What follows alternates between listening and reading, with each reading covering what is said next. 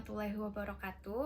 Perkenalkan, nama saya Hanifatul Haq dengan NPM 2020 1450 1181 dari kelas R4N. Di sini saya akan menjelaskan tentang keseimbangan pendapatan nasional dalam perekonomian 3 dan 4 sektor. Sistem perekonomian 3 sektor terdiri dari sektor-sektor rumah tangga, perusahaan, dan pemerintah. Sedangkan perekonomian 4 sektor terdiri dari sektor rumah tangga, perusahaan, pemerintah, dan serta faktor perdagangan luar negeri. Campur tangan pemerintah menimbulkan dua perubahan penting dalam proses penentuan keseimbangan pendapatan nasional. Di antaranya, pungutan pajak akan mengurangi pengeluaran agregat melalui pengeluaran ke atas konsumsi rumah tangga, dan pajak memungkinkan pemerintah melakukan perbelanjaan dan hal tersebut akan menaikkan perbelanjaan agregat. Keseimbangan pendapatan nasional dalam ekonomi 4 sektor atau perekonomian terbuka, yaitu perekonomian yang menjalankan kegiatan ekspor dan impor. Dua pendekatan akan digunakan untuk menerangkan bagaimana perekonomian 4 sektor, yaitu rumah tangga, perusahaan, pemerintah, dan luar negeri, akan mencapai keseimbangan perekonomian.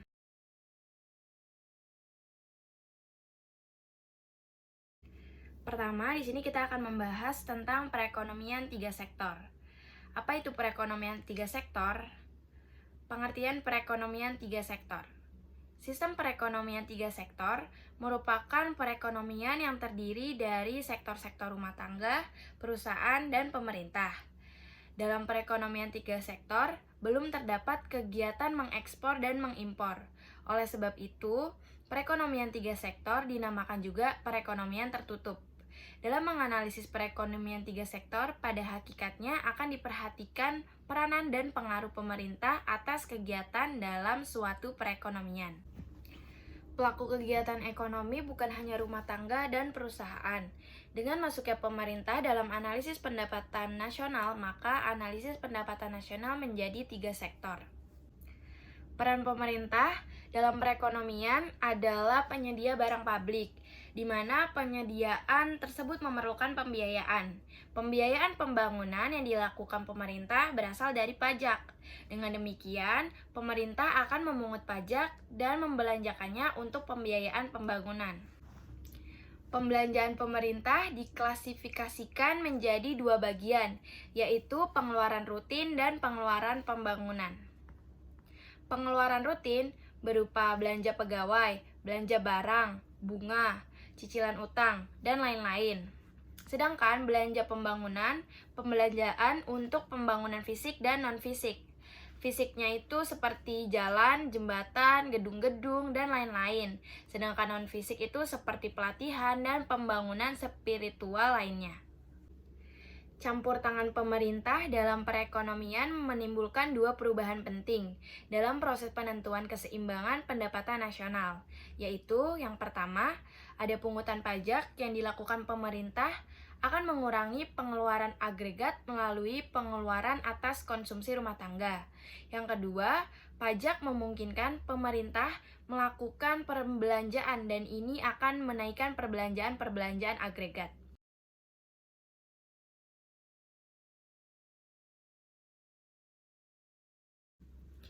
Siklus perekonomian 3 sektor.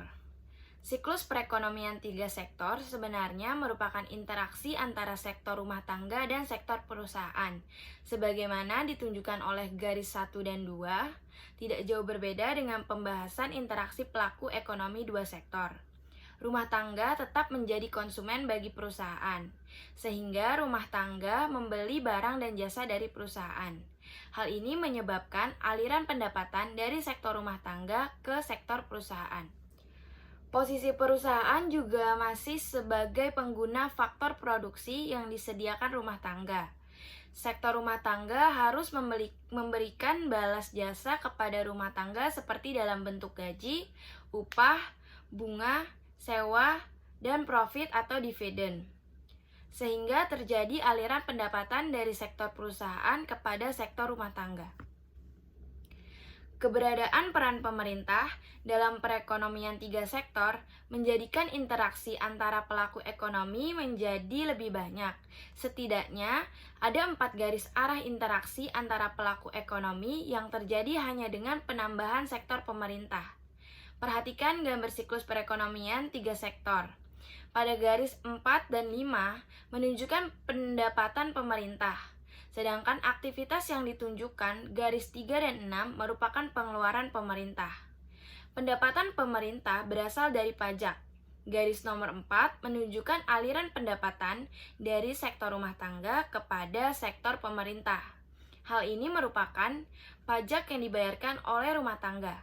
Sedangkan pada garis nomor 5 juga terjadi aliran pendapatan dari sektor perusahaan kepada sektor pemerintah. Hal ini berasal dari pajak yang dibayarkan oleh perusahaan. Pengeluaran pemerintah yang diperuntukkan bagi rumah tangga terlihat pada garis nomor 3. Interaksi sektor pemerintah dengan sektor rumah tangga sebagaimana ditampilkan garis nomor 3 dapat merupakan pembayaran atas faktor produksi atau subsidi. Untuk penyelenggaraan pemerintah tentu dibutuhkan tenaga kerja yang berasal dari sektor rumah tangga. Sehingga pemerintah harus membayar gaji atau upah tenaga kerja tersebut. Pemerintah juga kadang melakukan peminjaman dana kepada sektor rumah tangga. Misalkan dalam surat hutang pemerintah, sehingga ada bunga yang harus dibayarkan pemerintah pada sektor rumah tangga. Pengeluaran pemerintah kepada sektor rumah tangga ditunjukkan pada garis nomor 6. Hal ini dapat terjadi karena pemerintah membutuhkan barang atau jasa yang disediakan oleh sektor perusahaan. Dalam menjalankan pemerintah sehari-hari, misalnya membutuhkan kertas, printer, tinta, dan lain sebagainya. Kebutuhan-kebutuhan akan barang-barang tersebut tidak mungkin disediakan sendiri oleh pemerintah. Sektor perusahaanlah yang memproduksi barang-barang tersebut, sehingga pemerintah harus membeli barang tersebut. Selanjutnya ada aliran-aliran pendapatan dan pembelanjaan dalam ekonomi tiga sektor. Campur tangan pemerintah dalam perekonomian akan menimbulkan 3 jenis aliran baru dalam sirkulasi aliran pendapatan. 3 jenis aliran baru tersebut adalah yang pertama, pembayaran pajak oleh rumah tangga dan perusahaan kepada pemerintah. Pembayaran pajak tersebut menimbulkan pendapatan kepada pihak pemerintah. Ia merupakan sumber pendapatan pemerintah yang utama. Yang kedua, pengeluaran dari sektor pemerintah ke sektor perusahaan. Aliran ini menggambarkan nilai pengeluaran pemerintah ke atas barang-barang dan jasa yang diproduksi oleh sektor perusahaan. Yang ketiga, aliran pendapatan dari sektor pemerintah, sektor rumah tangga. Aliran itu timbul sebagai akibat dari pembayaran ke atas konsumsi faktor-faktor produksi yang dimiliki sektor rumah tangga oleh pemerintah. Pembayaran oleh sektor perusahaan sekarang dapat dibedakan menjadi 2 jenis, yaitu yang pertama ada pembayaran kepada sektor rumah tangga sebagai pendapatan kepada faktor-faktor produksi. Yang kedua ada pembayaran pajak pendapatan perusahaan kepada pemerintah. Pendapatan yang diterima rumah tangga sekarang berasal dari 2 sumber, yaitu dari pembayaran gaji dan upah, sewa, bunga, dan utang oleh perusahaan. Lalu juga dari pembayaran gaji dan upah oleh pemerintah. Selanjutnya ada syarat keseimbangan ekonomi dalam 3 sektor. Suatu keseimbangan pendapatan nasional akan dicapai jika penawaran agregat atau AS adalah sama dengan pengeluaran agregat atau AE. Dalam perekonomian yang tidak melakukan perdagangan luar negeri atau tertutup, di mana penawaran agregat, yaitu AS, adalah sama dengan pendapatan nasional, yaitu Y. AS sama dengan AE. Karena AS sama dengan Y, maka Y sama dengan AE. Sama dengan nilai barang dan jasa yang diproduksikan dalam perekonomian di suatu periode tertentu. Pengeluaran agregat atau pengeluaran oleh berbagai pihak tersebut meliputi 3 jenis pembelanjaan, yaitu konsumsi rumah tangga atau C, investasi perubahan atau I, dan pengeluaran pemerintah pembelian barang dan jasa atau G. Y sama dengan AE atau Y sama dengan C ditambah I ditambah G. Jika C dikurangi dari setiap ruas, maka dalam perekonomian tiga sektor, I dan G adalah suntikan ke dalam sirkulasi aliran pendapatan, sedangkan S dan T adalah kebocoran. Sebagai kesimpulan, dapatlah dirumuskan bahwa dalam perekonomian tiga sektor yang mencapai keseimbangan akan berlaku keadaan I plus G sama dengan S plus T. Selanjutnya ada jenis-jenis pajak. Pajak adalah iuran wajib yang dibayar oleh wajib pajak berdasarkan norma-norma hukum untuk membiayai pengeluaran kolektif guna meningkatkan kesejahteraan umum yang balas jasanya tidak diterima secara langsung.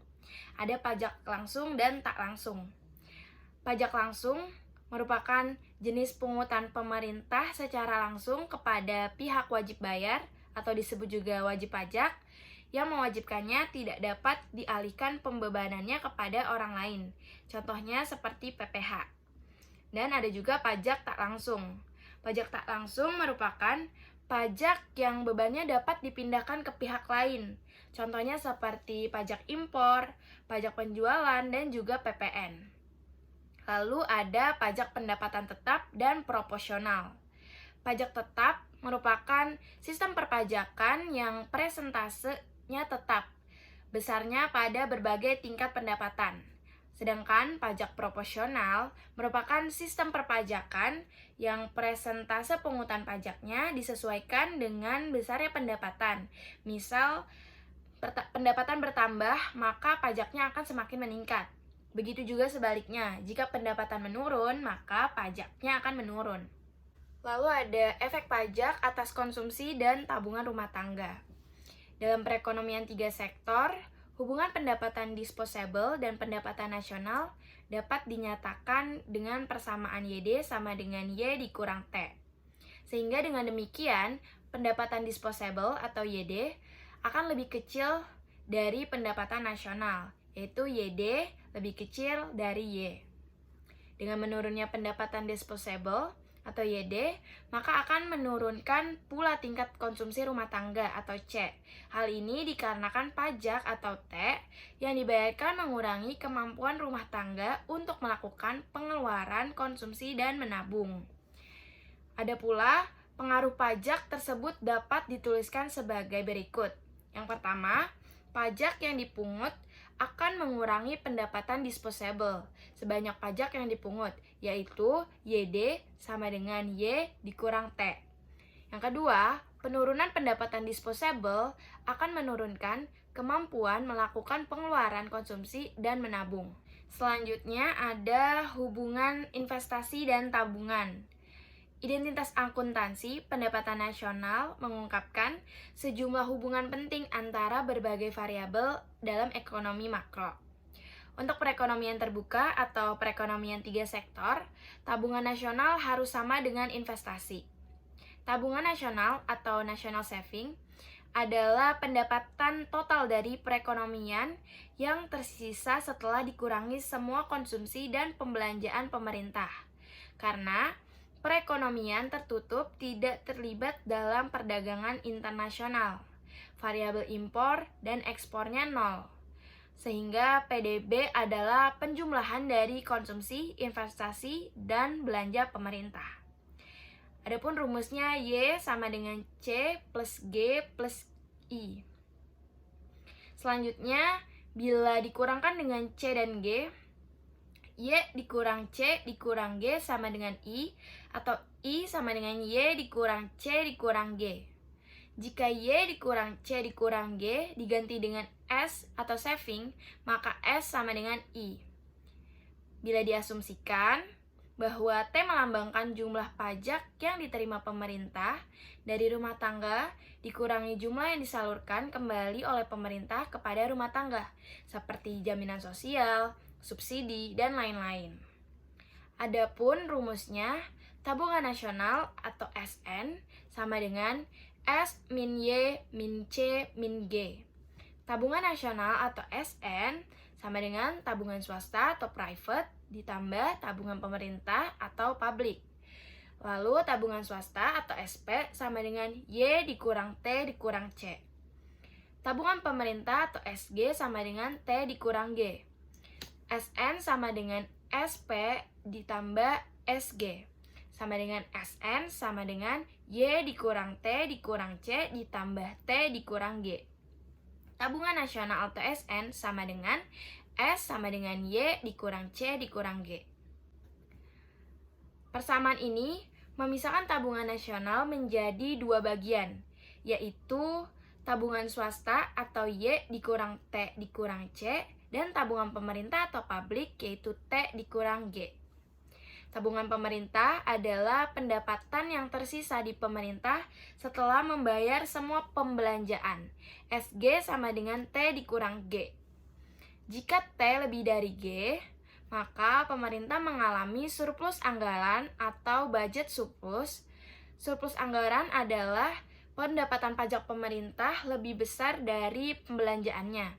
Sebaliknya, bila G lebih besar dari T, maka pemerintah mengalami defisit anggaran atau budget defisit. Tabungan swasta atau private saving adalah pendapatan yang diterima rumah tangga setelah dikurangi pajak dan semua konsumsi. Dalam perekonomian tiga sektor juga ada multiplier atau angka penggandaan. Dalam perekonomian tiga sektor, kita membedakan dua keadaan, yaitu angka penggandaan dengan pajak lump sum dan juga ada angka penggandaan dengan pajak proporsional. Fungsi pajak lump sum yaitu TX sama dengan TO. Fungsi pajak proporsional yaitu TX sama dengan TO plus TY.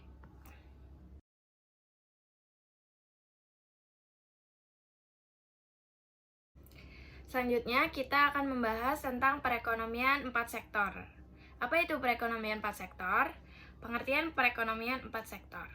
Sistem perekonomian 4 sektor merupakan perekonomian yang terdiri dari sektor-sektor rumah tangga, perusahaan, pemerintah, dan sektor luar negeri. Sektor luar negeri ini mencakup kegiatan mengekspor dan mengimpor. Oleh sebab itu, perekonomian 4 sektor dinamakan juga perekonomian terbuka. Perekonomian terbuka atau perekonomian 4 sektor ini merupakan suatu negara yang mempunyai hubungan ekonomi dengan negara-negara lain. Dalam perekonomian terbuka, sebagian produksi dalam negeri diekspor atau dijual ke luar negeri. Dan di samping itu, terdapat pula barang di negara itu yang diimpor dari negara-negara lain. Perekonomian terbuka ini juga dinamakan sebagai ekonomi 4 sektor, yaitu suatu ekonomi yang dibedakan menjadi 4 sektor. Sektor rumah tangga yang terdiri atas sekumpulan individu yang dianggap homogeni dan identik. Sektor perusahaan yang terdiri atas sekumpulan perusahaan yang memproduksi barang dan jasa. Sektor pemerintah yang memiliki kewenangan politik untuk mengatur kegiatan masyarakat dan perusahaan. Lalu yang terakhir ada sektor luar negeri, yaitu sektor perekonomian dunia, di mana perekonomian melakukan transaksi impor dan ekspor. Selanjutnya, ada mekanisme perekonomian 4 sektor. Disebut dengan kegiatan ekonomi 4 sektor karena kegiatan ini tidak hanya melibatkan pelaku-pelaku ekonomi di dalam negeri, tetapi juga masyarakat ekonomi di luar negeri. Pasar-pasar yang mempengaruhi kegiatan ekonomi meliputi pasar barang, pasar tenaga kerja, pasar uang dan lembaga keuangan, dan juga pasar luar negeri.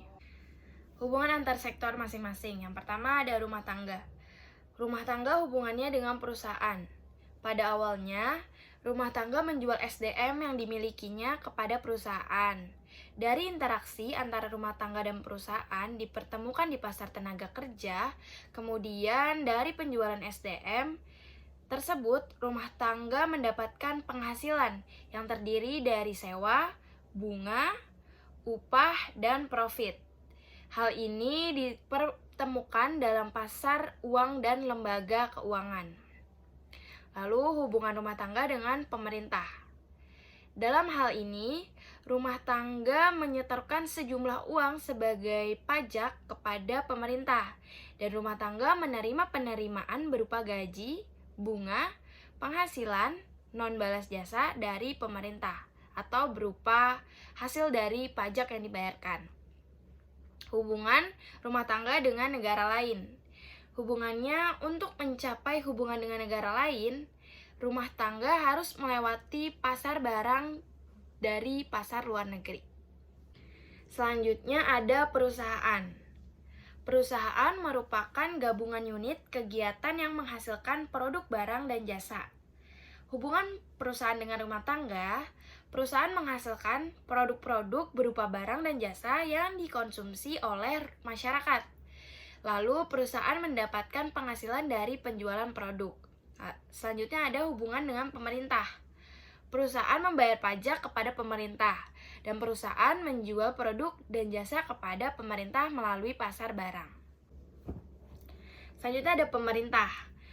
Bertindak sebagai membuat dan pengatur kebijakan dalam masyarakat dan dunia bisnis. Yang pertama ada hubungannya dengan rumah tangga. Pemerintah menerima setoran pajak rumah tangga untuk kebutuhan operasional, pembangunan, dan lain-lain untuk membangun negeri. Lalu hubungannya dengan perusahaan, pemerintah mendapatkan penerimaan pajak dari perusahaan, dan pemerintah juga membeli produk dari perusahaan berdasarkan dengan anggaran yang ada. Lalu selanjutnya ada negara-negara lain. Hubungannya dengan rumah tangga, negara lain atau dunia internasional menyediakan barang dan jasa untuk kepentingan rumah tangga yang dilakukan di pasar luar negeri. Lalu hubungannya dengan perusahaan, dunia internasional atau negara lain mengekspor produknya kepada bisnis-bisnis perusahaan. Selanjutnya ada konsep keseimbangan perekonomian 4 sektor.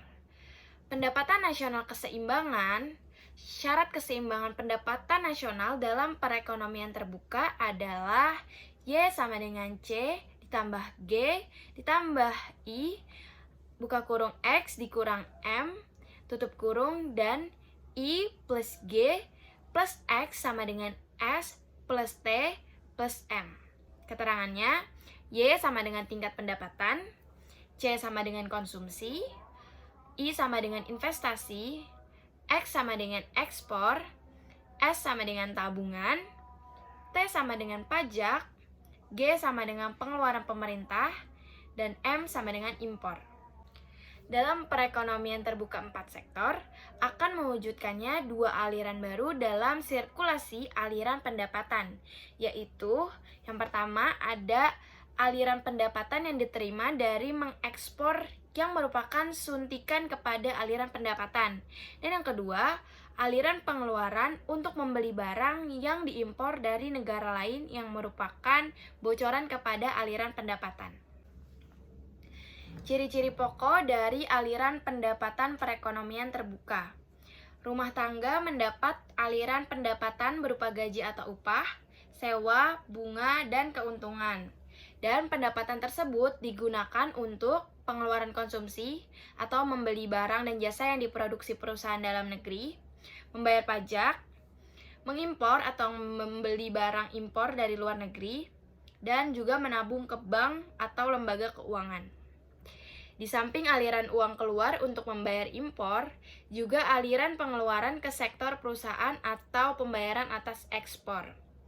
Aliran pembelanjaan atau pengeluaran, penanam modal untuk membeli barang dan peralatan modal dan sektor perusahaan. Pengeluaran pemerintah ke sektor perusahaan untuk membeli kebutuhan administrasi dan belanja modal untuk investasi pemerintah. Impor pada perekonomian terbuka dibedakan menjadi 2, yaitu impor yang nilainya tidak tergantung pada variabel lain atau MO, dan yang tergantung pada besar kecilnya pendapatan atau MY.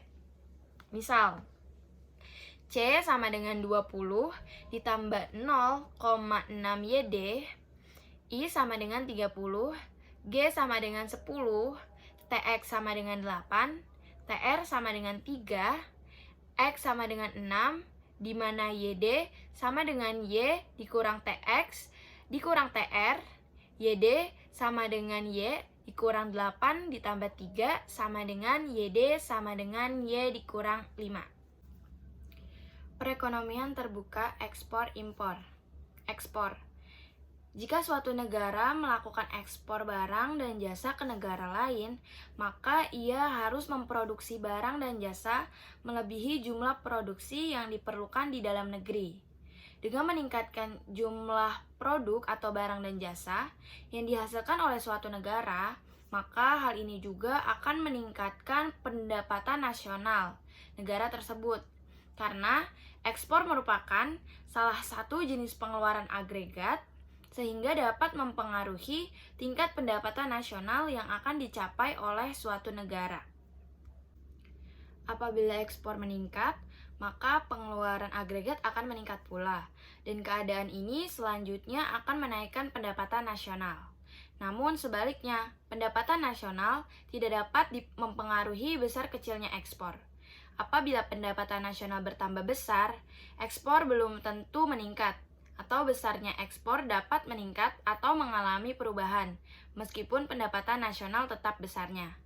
Besar kecilnya ekspor tidak dipengaruhi oleh tingkat pendapatan nasional yang terjadi dalam perekonomian, sehingga fungsi ekspor mempunyai bentuk yang sama dengan fungsi investasi dan pengeluaran pemerintah. Impor.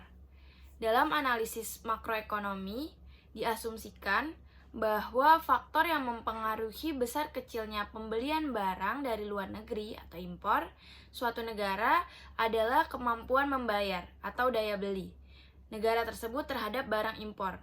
Maka tinggi kemampuan membayar, maka tinggi pula impor yang dapat dilakukannya. Karena tinggi rendahnya daya beli suatu negara dipengaruhi oleh tingkat pendapatan nasionalnya. Maka tinggi rendahnya impor negara tersebut juga ditentukan oleh besar kecilnya pendapatan nasional. Makin tinggi pendapatan nasional, makin besar pula impor yang dapat dilakukan oleh negara tersebut. Pada sistem perekonomian terbuka, terdapat kemungkinan dari produsen untuk melakukan kegiatan ekspor barang dan produk dagangan dengan tujuan pasar-pasar di negara lain atau sebaliknya, melakukan kegiatan impor atas bahan mentah dan bahan penolong serta mesin atau barang jadi dari luar negara. Dalam model terbuka ini, jasa perbankan dan lembaga keuangan dapat juga berasal dari luar negeri, dan kita dihadapkan pada sistem perekonomian yang semakin menyatu, yang disebut dengan the global economy.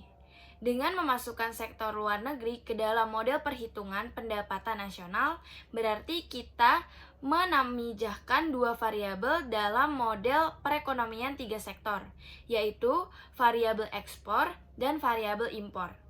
Dengan demikian, untuk menghitung pendapatan nasional keseimbangan pada perekonomian terbuka dilakukan dengan jalan menyamakan antara sisi pendapatan dan sisi pengeluaran.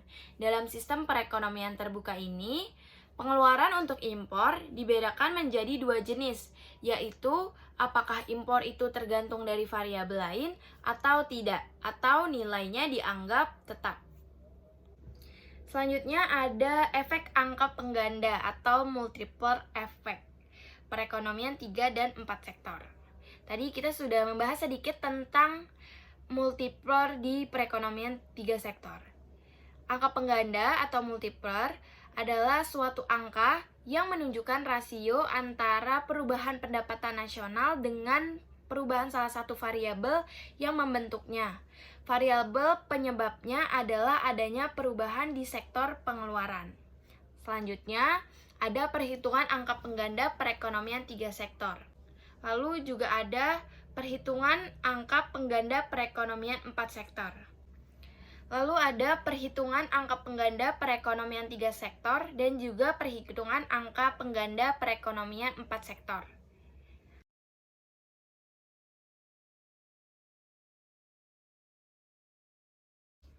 Sekian materi keseimbangan pendapatan nasional dalam perekonomian 3 dan 4 sektor yang dapat saya sampaikan. Kurang lebihnya mohon maaf. Wassalamualaikum warahmatullahi wabarakatuh.